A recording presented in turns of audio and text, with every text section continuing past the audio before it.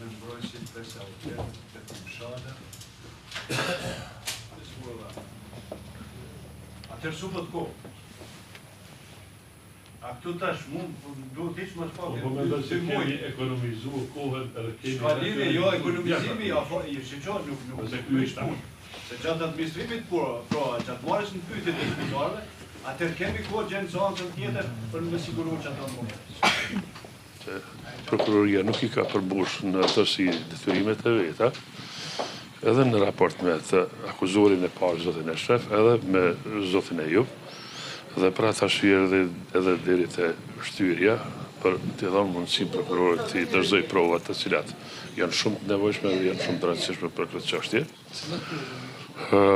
Prova e ekzaminimit veturës, për shkak se është jo kontestus fakti se vetura ka qenë e goditur me disa plumba.